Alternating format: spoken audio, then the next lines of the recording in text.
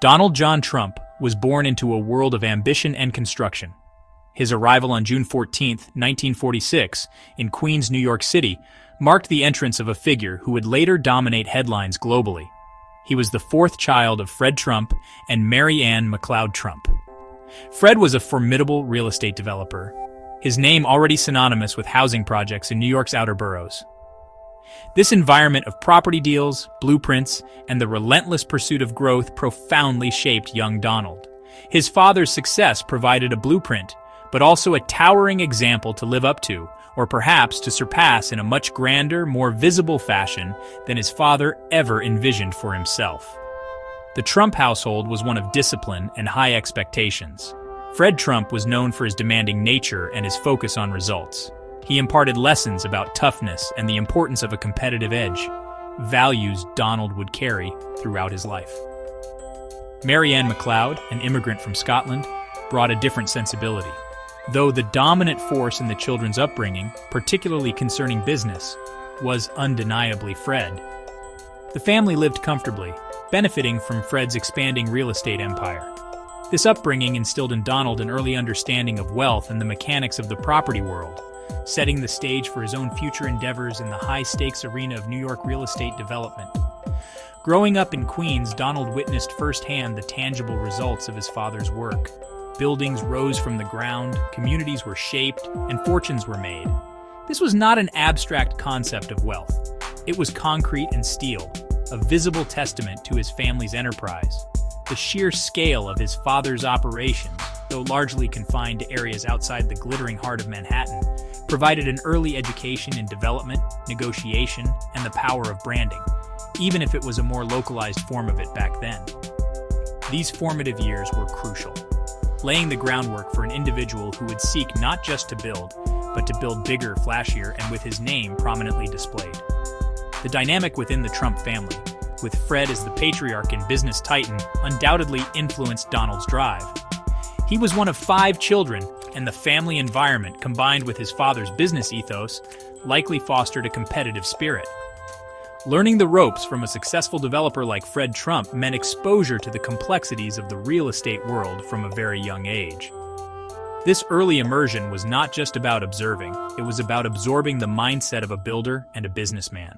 The lessons learned in these early years in Queens would echo through Donald Trump's later ventures, both in business and in the unexpected arena of national politics.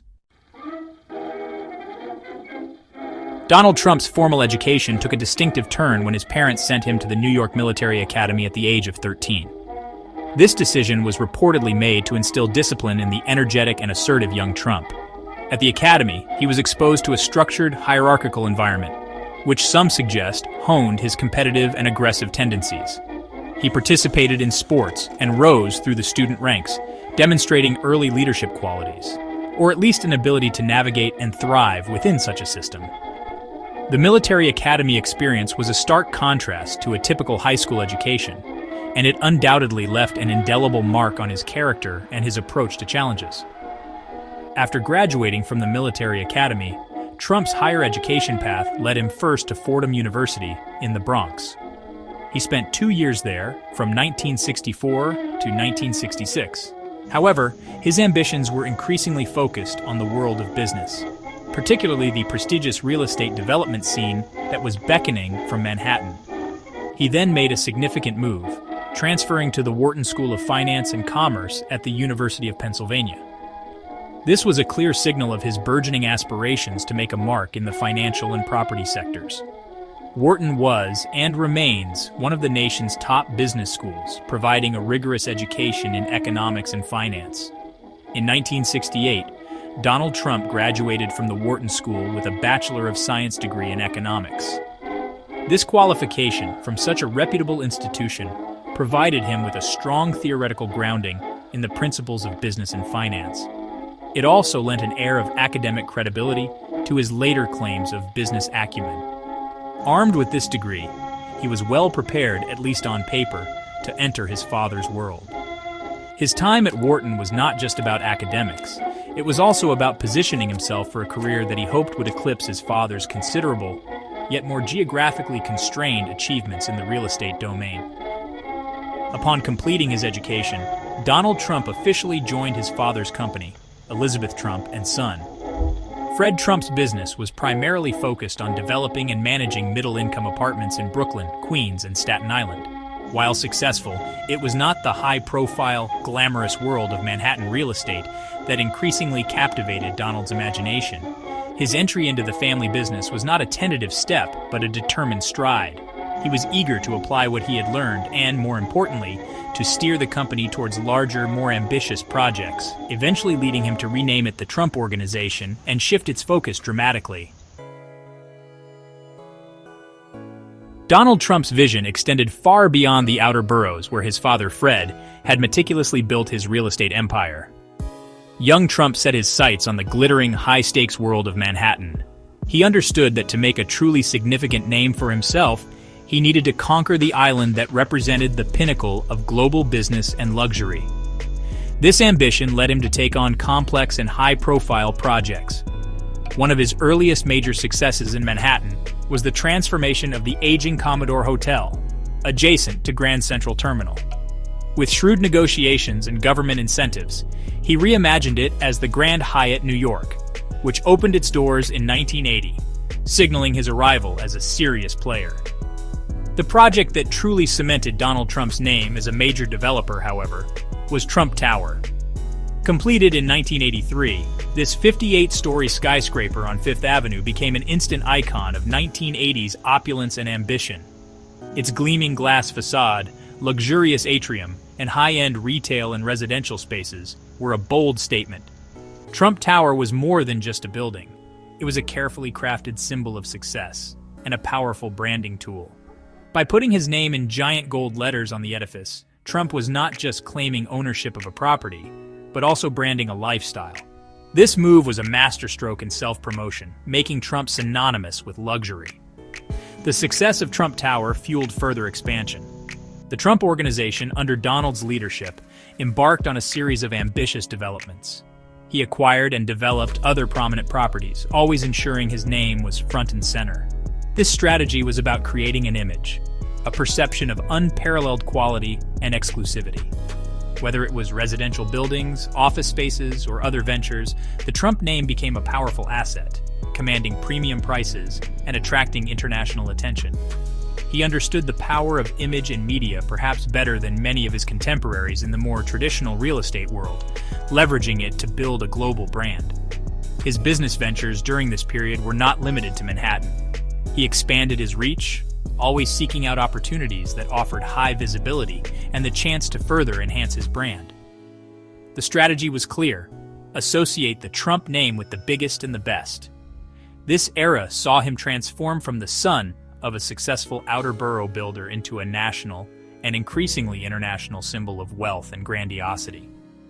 His ability to generate publicity, whether positive or negative, ensured that he was constantly in the public eye, a factor that would prove invaluable in his later career transitions, including his unexpected foray into the world of politics. Beyond the skyscrapers of Manhattan, Donald Trump ventured into the high-risk, high-reward world of casino gambling in Atlantic City. During the 1980s and 1990s, he developed several large casino hotels, including Trump Plaza, Trump Castle, later Trump Marina, and the opulent Trump Taj Mahal, which he famously dubbed the eighth wonder of the world. These ventures were characteristic of his bold style, involving massive investments and extravagant designs intended to attract high rollers and a broader entertainment-seeking public. Atlantic City was then envisioned as a new Las Vegas on the East Coast, and Trump aimed to be its undisputed king, leveraging his growing brand to dominate this burgeoning market. However, the casino business proved to be a turbulent one, marked by intense competition and economic sensitivities. While these properties initially generated significant revenue and further boosted his public profile, they also became a source of considerable financial strain, as we will explore later. Alongside his casino interests, Trump continued to diversify his portfolio. He acquired the Eastern Airlines shuttle, renaming it the Trump Shuttle, purchased the Plaza Hotel in New York City, and made forays into various other industries. These moves were all part of a broader strategy to expand the Trump brand into multiple sectors, reinforcing its association with luxury, power, and ambition across different consumer experiences. A pivotal moment in the amplification of Donald Trump's public persona arrived in 2004 with the launch of the reality television show The Apprentice. He served as the host and a co-producer. The show, where contestants vied for a job within the Trump Organization, was a massive success. It presented Trump as the ultimate decider, a tough but savvy businessman whose catchphrase, "You're fired," became a national sensation. The Apprentice and its successor, The Celebrity Apprentice, ran for many seasons, dramatically increasing his fame and recasting his image for a new generation. He became a household name, not just as a real estate developer, but as a television personality. This television stardom was instrumental in shaping public perception of Donald Trump. It projected an image of immense success, decisive leadership, and unparalleled business acumen, often glossing over the more complex realities of his business career. The show provided him with a powerful platform to cultivate a specific persona, one that resonated with millions of viewers. This carefully crafted image, built over years on television, would later form a crucial foundation for his political aspirations. His celebrity status, magnified by The Apprentice, gave him a level of name recognition that most traditional politicians could only dream of achieving, significantly influencing his future path. Section 5, The Gambler's Gambit, Financial Turmoil and Business Scrutiny. Despite the outward projection of unblemished success, Donald Trump's business career was also marked by significant financial challenges and controversies. His ambitious expansion into the Atlantic City casino market, while initially appearing promising, led to a series of corporate bankruptcies. The Trump Taj Mahal filed for bankruptcy in 1991, followed by Trump Plaza Hotel in 1992. Later, Trump Hotels and Casino Resorts faced bankruptcy in 2004, and its successor, Trump Entertainment Resorts, did so again in 2009. While these were corporate bankruptcies, allowing the businesses to restructure debt rather than personal bankruptcies for Trump himself, they tarnished his image as an infallible dealmaker and highlighted the volatile nature of his casino investments. Beyond the bankruptcies, Trump faced numerous accusations of unethical business practices over the decades. Contractors, painters, and other small business owners frequently alleged that he or his companies failed to pay them for services rendered on various projects. These disputes often led to lawsuits and out-of-court settlements, creating a recurring narrative of a powerful developer leveraging his position against smaller entities. Such allegations stood in stark contrast to the image of the successful job creator he often projected. These controversies painted a picture of a businessman who, according to his critics, prioritized his own financial gains, sometimes at the expense of those he employed or contracted with. Another significant controversy revolved around Trump University. Launched in 2005, this venture offered real estate seminars and workshops, promising to teach students Trump's investment secrets. However, it soon faced multiple lawsuits alleging fraud and misrepresentation. Former students claimed they were pressured into paying tens of thousands of dollars for programs that failed to deliver on their promises and were more akin to high-pressure sales pitches than genuine education. In 2016, shortly after his election as president, Trump agreed to a $25 million settlement to resolve these lawsuits, though he admitted no wrongdoing. The episode raised serious questions about the ethics of leveraging his brand for such ventures. The Trump Foundation, his charitable organization, also came under intense scrutiny. Investigations by the New York Attorney General's office revealed a pattern of persistent illegal conduct, including allegations that Trump used charitable funds for personal and business expenses and to settle legal obligations. In 2018, the foundation was dissolved under judicial supervision, and Trump was required to pay $2 million in damages. These instances, along with numerous controversial public statements and allegations of personal misconduct that surfaced over the years, contributed to a dark side of his business career, complicating the narrative of straightforward success and highlighting a willingness to operate in legally and ethically gray areas to achieve his objectives. Section 6. The Unconventional Candidate, Trump's Pivot to Politics. Donald Trump's interest in politics was not a sudden development in 2015. He had flirted with the idea of running for office for decades, occasionally making public pronouncements about his political views, and even exploring a presidential bid with the Reform Party in 2000. These earlier forays were often dismissed as publicity stunts, or expressions of a restless ambition seeking new arenas. However, they laid a subtle groundwork, familiarizing the public with the idea of Trump as a potential political figure, however unconventional. His consistent commentary on political issues, often delivered with characteristic bluntness, kept him in the national conversation, distinct from his business and entertainment roles, and hinted at a deeper political interest. The definitive moment came on June 16, 2015, when Donald Trump descended the golden escalator at Trump Tower to announce his candidacy for the Republican presidential nomination. His announcement speech was quintessential, Trump bold, populist, and immediately controversial, particularly his remarks about immigration. Many political pundits initially underestimated his chances, viewing him as a novelty candidate unlikely to gain serious traction within the established Republican Party. However, his message resonated with a significant segment of the electorate disillusioned with traditional politicians and attracted to his outsider status and promises of radical change, tapping into a vein of anti-establishment sentiment. His campaign was unlike anything seen before in American politics. He eschewed traditional campaign methods, relying heavily on large rallies, social media, and his extraordinary ability to command media attention. His celebrity status, honed by years on The Apprentice, gave him unparalleled name recognition. He self-funded a significant portion of his primary campaign, reinforcing his image as an independent figure beholden to no special interests. His populist rhetoric, focusing on themes like Make America Great Again, trade protectionism, and a crackdown on illegal immigration, struck a chord with many working-class voters who felt left behind by globalization and ignored by the political establishment. Against all expectations, Donald Trump systematically defeated a crowded field of experienced Republican contenders to win the party's nomination. He then faced Democratic nominee Hillary Clinton in the general election. The 2016 campaign was highly contentious and polarizing. Despite numerous controversies and predictions of his defeat, Trump secured a stunning victory in the Electoral College on November 8, 2016, becoming the 45th president of the United States. His election sent shockwaves through the American political system and around the world, heralding the arrival of a new, unpredictable force in global politics, and marking a dramatic shift from his career as a real estate mogul and television star. Section 7. Inside the White House.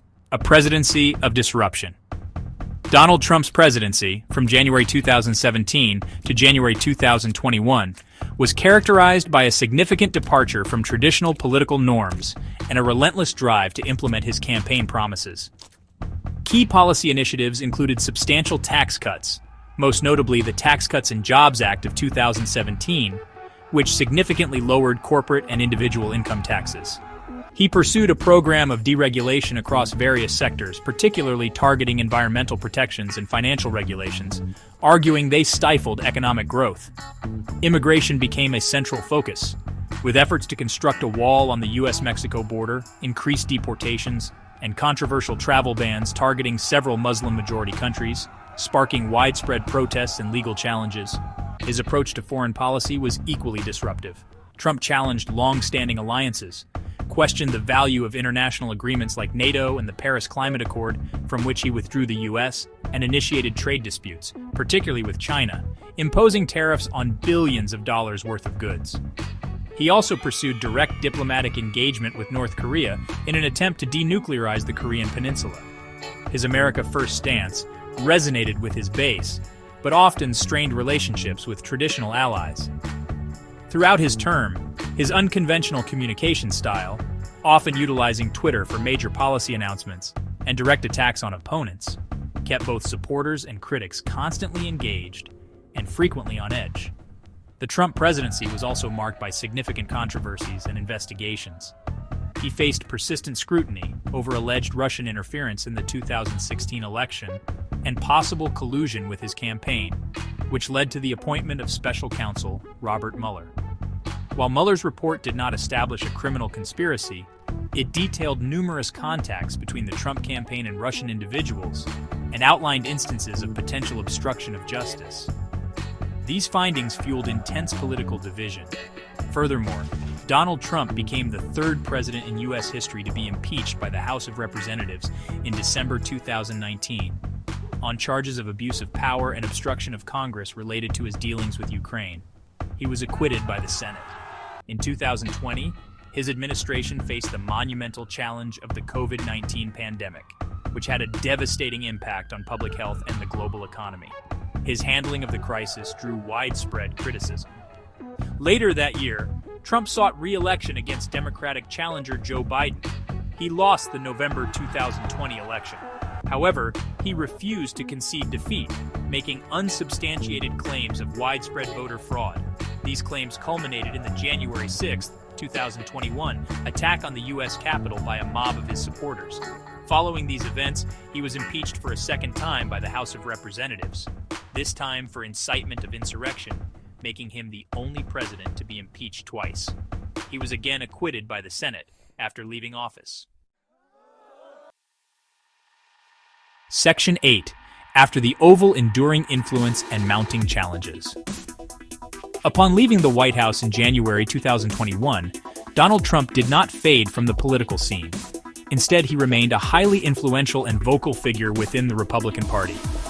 He established a post-presidency office, continued to hold rallies, and frequently issued statements through his Save America PAC and, later, his social media platform, Truth Social.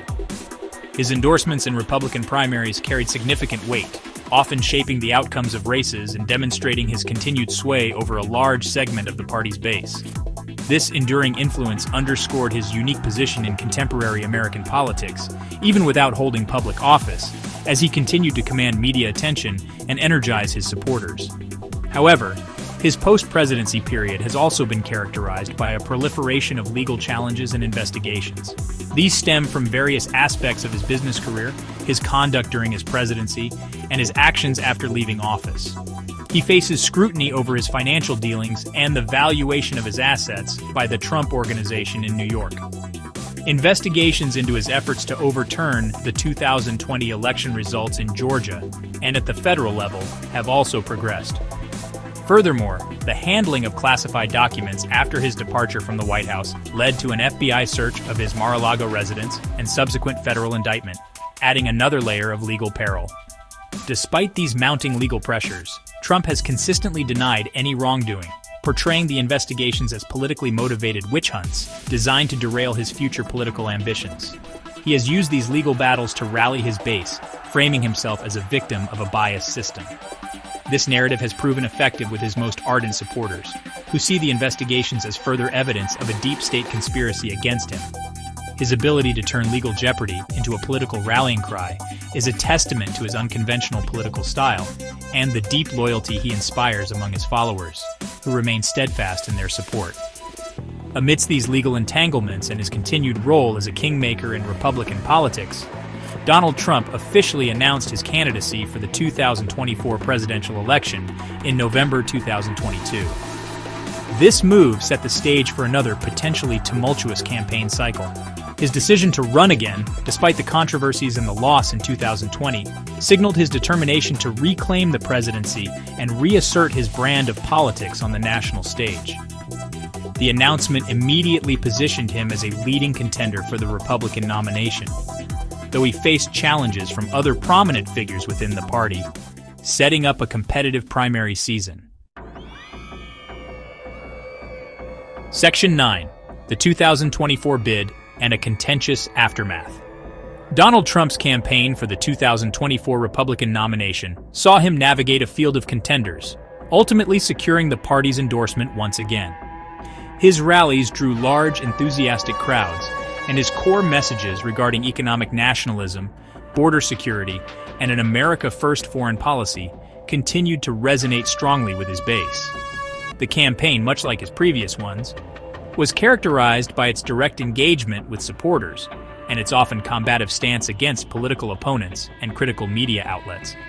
He leveraged his considerable fame and his personal wealth, supplemented by robust fundraising, to maintain a high-profile media presence and dominate news cycles throughout the primary and general election campaigns. According to some hypothetical future news reports, the 2024 presidential election concluded with Trump losing to the Democratic candidate Kamala Harris. As in 2020, the period following this reported election outcome was fraught with tension. True to form, Trump did not accept the results quietly. Instead, reports indicate that by May 20th, 2025, he was vociferously calling for a major investigation into alleged irregularities, this time focusing on celebrity endorsements received by the Harris campaign. He made these claims primarily on his Truth Social platform, alleging without substantiated evidence that prominent figures like Oprah Winfrey, Bruce Springsteen, and Beyoncé were illegally paid substantial sums for their endorsements. The claims made by Trump regarding improper payments to celebrities for endorsements were quickly refuted. Campaign finance records for Kamala Harris reportedly showed payments made to production companies associated with these celebrities, but these were for services such as event production or advertisement creation, not direct personal fees for endorsements themselves. Experts in campaign finance law, along with representatives for the celebrities implicated, denied Trump's allegations, clarifying that such production costs are standard and legal. Federal Election Commission regulations, it was noted, do not prohibit campaigns from paying celebrities for legitimate services or even endorsements, provided these payments are properly disclosed as campaign expenditures, which they reportedly were. Trump also extended his accusations to international figures, launching a tirade against U2 frontman Bono for supposedly endorsing Harris. However, reports clarified that Bono, as an Irish citizen, did not participate in the U.S. election, nor was there any evidence to suggest he was paid by or formally endorsed the Harris campaign. This episode, occurring in the days leading up to today, May 21st, 2025, highlights Trump's continued strategy of challenging electoral processes and outcomes he deems unfavorable. Meanwhile, he himself has historically courted and received celebrity endorsements, with figures like Kanye West and Kid Rock having supported his past campaigns, illustrating the complex and often hypocritical role of celebrity in modern American politics.